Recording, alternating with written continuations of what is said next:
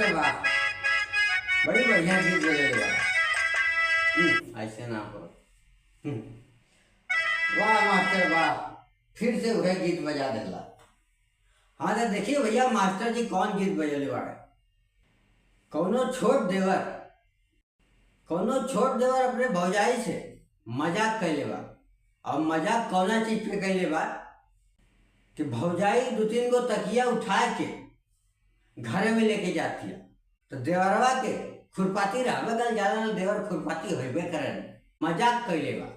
अब का मजाक कैले बा, ए भौजी का करबू 3-3 गो तकिया, ए भौजी का करबू 3-3 गो तकिया, लहुरा देवर बा पूछे बोला तनी बतिया, ए भौजी का करबू 3-3 गो तकिया।